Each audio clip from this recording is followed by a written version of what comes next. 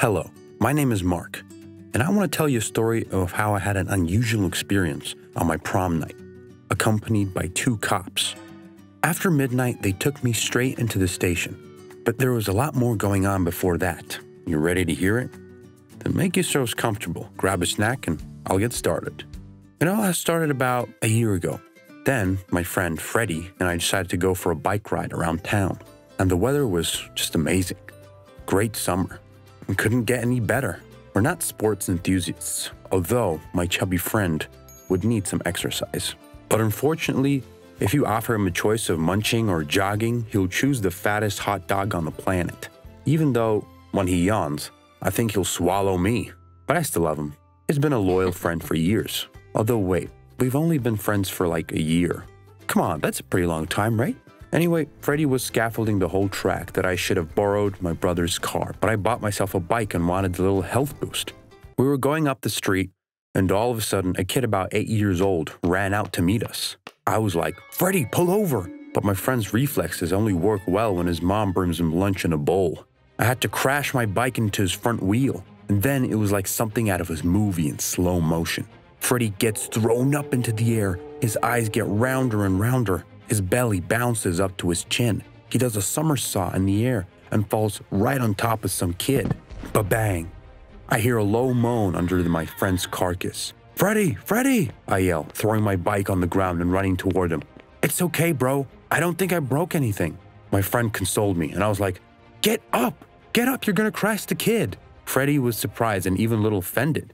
I pulled him away, and there was this kid lying on the ground. He looked like a pancake. "Hey, kid, you okay?" "Did a bag of cement fall on me?" "I'm afraid it did." "Hey, I'm standing right over here." "I told you to stop." "I was looking at the ice cream truck. I'm sorry." "Freddie, food's gonna kill you one day." We helped the kid up, and I checked his body, and it looked like there was no broken bones. Phew. I got uncomfortable, so I asked him how I could help him. He stood for about a minute and then started crying and yelling that he was in pain, and he refused to go to the hospital, saying that he was afraid of doctors. I took them to my house. Just as my parents had gone to visit my grandparents for a few days, my brother and I were left alone. Bob, my brother, wasn't home.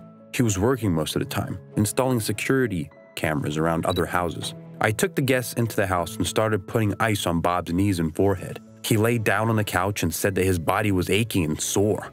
I urged Freddie to buy something to eat. "Just buy something and come back. Don't stand at the counter with the buns," I asked him. 15 minutes later, Freddie arrived with food. We fed the boy, and then I asked him where he lived, and he roared again. The kid told me that his parents had gone somewhere and he didn't know where. He was supposedly lost. I offered to go to the police, but he said that he was just afraid, and if we went there, he would just run away from us too. We couldn't leave him like that, so I offered to let him stay with us for a while until he got rehabilitated. He agreed, and his name was Ned. Freddie and I groomed him for a few days. I kept him in my room for a while I was at school. Ned kept whining that something hurt and kept asking me to buy him some goodies.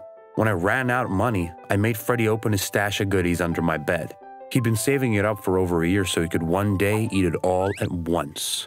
Freddie almost cried, but I reminded him that it was all his fault in the first place. We gave Ned a bunch of food, and then we continued to care for him. He took over the whole living room and the TV and even the computer, lying around all the time, and he made such a mess of the house. It was starting to stress me out a little bit, and when I asked him to clean up after himself, he got hysterical and said that he almost had to have his leg amputated, and that I was so bad and mean. After I left him, I went to Freddie's house and told him that it was time to kick Ned out. It's the second week now. He's been living on his own and can't say he's sad. Freddie and I decided to talk to him, but when we got to my place, the door was wide open, and when we went inside, there was no computer or TV. I couldn't believe it.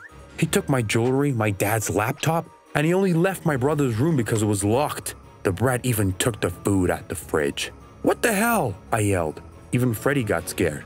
I began to panic, got hysterical. Freddie suggested we go to the police, but I said because we hit him, we'd face liability too.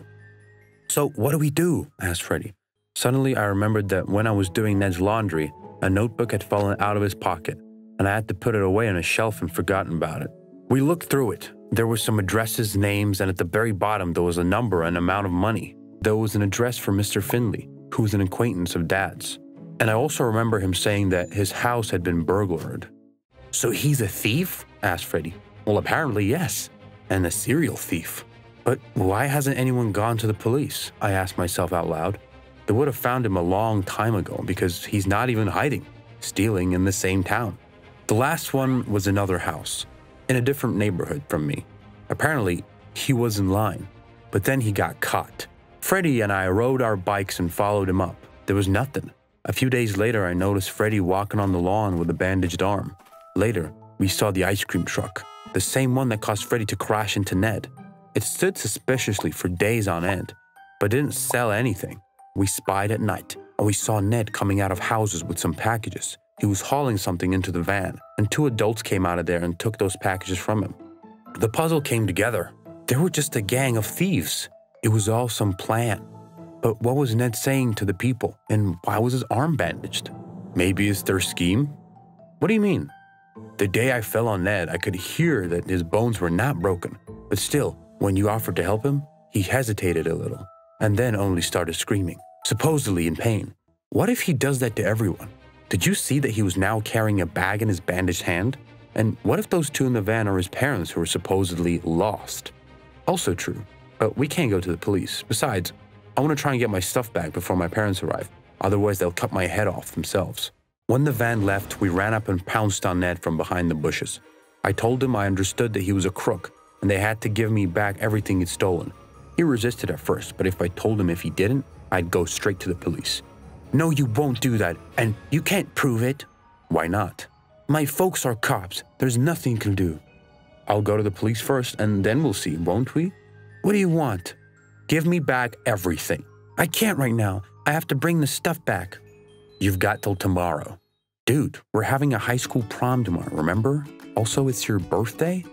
"It's at midnight." "Cool, just in time to go to prom to celebrate your birthday." "Freddy, I got it. We'll talk about it later. Anyway, you've got until tomorrow afternoon. If you don't bring it, you'll be sorry." So we went home. However, because of the prom, the whole next day flew by quickly. I didn't even have time to think about it, as it was necessary to go to prom. I decided that I would pick up my stuff later. Bob was supposed to come to prom because his parents had an emergency and were staying a couple more days outside. But he, by the way, didn't even notice the lack of some technology in the house. The important thing that his room was fine. And then the party ensued. Dancing, music. I got a little distracted, and as the prom king and queen were awarded, the 2 cops came in. They talked to the principal, and he pointed at me, and they headed my way. "Mark Anderson, you're suspected of kidnapping a minor, as well as bullying him. Come with us. We'll notify your guardians." "What? What the hell?" I asked. Then Bob came running in, saying that they had no right because I was a minor and my guardians weren't around. Then the cops let me finish my prom. My birthday was coming up in 30 minutes and I was sitting there all excited. So I told Bob everything and he left. And at 12 a.m. sharp, the cops wished me a happy birthday. Freddy bought a cake with the candles, which I barely blew out. And then they took me to the station. There, they read me the document again. Ned's parents assure me that I kidnapped their boy and held him hostage and beat him or whatever. But he managed to escape, apparently. I said otherwise, that this never happened, but nobody listened to me. A couple of minutes later, Bob got there and handed the cops some kind of flash drive. It was a videotape. Turns out that Bob had installed a couple of cameras in our house a long time ago, one of which was the living room. I didn't know about it. It showed everything, how he brought Bob in almost my arms, and how he took all the stuff from our house. We wrote a counter police statement, and his family was arrested on the spot. Bob's parents were doubly liable as persons using their legitimate positions for criminal purposes. Anyway, a couple of hours later, all the stuff was returned to us, and an hour later, Bob had set everything down. Our parents arrived. What was left for us to do was to pretend it never happened. After that incident, I promised Fred that I would never make him ride that bike again. If you liked the video, like it, share it on your social networks, and don't forget to subscribe.